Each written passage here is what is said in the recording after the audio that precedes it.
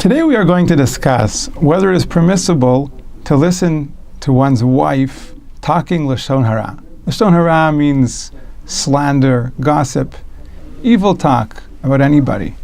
Is one allowed to listen to his wife telling him Lashon Hara? Now we're all familiar with the halacha that it is forbidden to talk Lashon Hara. And just like it is forbidden to talk Lashon Hara, it is also forbidden to listen to someone else talk Lashon Hara. So it would seem that there's no reason to allow listening to one's wife when she talks Lashon Hara. Why is she different than anybody else? Because they're married, so that allows it. However, the Chafetz Chaim writes that there are scenarios where one is allowed to listen to someone speaking Lashon Hara. The general rule is if there is a to'eles, a constructive accomplishment that would come out of listening to someone speak Lashon Hara, then it would be permitted. So although listening to one's wife is not really any different than listening to anybody else, there might be certain circumstances that arise because of their relationship, because she is his wife and because he is her husband, that would create a situation of to'eles, where there's a constructive accomplishment that might come out of speaking Lashon Hara. So we'll identify a few scenarios where it would be permissible to listen to one's wife speaking Lashon Hara. The Sefer Hasidim writes that if somebody sees his friend and he's obviously angry, he's worked up, somebody did something to him, somebody set him off, and you can tell that he's a walking time bomb, he's going to explode. There's no telling what he's going to do, who's he going to talk to, who's he going to tell, how far this is going to spread. And you know that if you listen to him, if you let him get it off of his chest, he'll calm down. He won't tell anybody else. You'll limit the damage that would have been caused. That itself is a good reason to listen to the Lashon Hara. So that could happen very often with one's wife. She's angry, she's fed up with somebody or something, and she's liable to tell anybody. Women talk. It's something they need to do. It's therapeutic for them. And you realize, the husband realizes that by listening to his wife, he'll end it, it'll stop right there.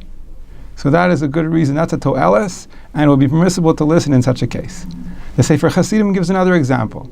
He says if the person realizes that by listening to his friend, he might be able to point out to them that they misread the situation, that it wasn't as bad as they thought, that actually the person that harmed him didn't mean to harm them, and he might create shalom, peace between them in that way, so that too would make it allowed to listen.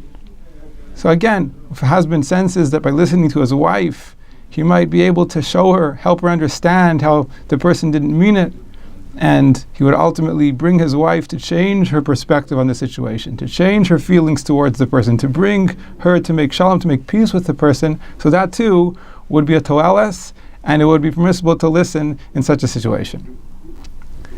The third scenario, Shlomo Zalman Auerbach discusses. Shlomo Zalman Auerbach says that even if a person realizes that his listening to his friend or his wife will not prevent him from telling anybody else, his listening to his wife will not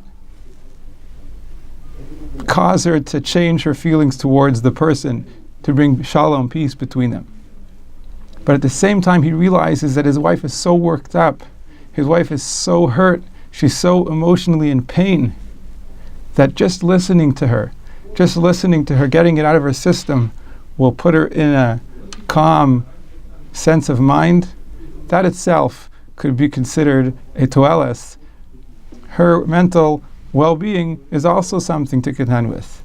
And if he could calm her, he could put her in a proper, healthy state of mind, just for her own peace, that itself would be allowed.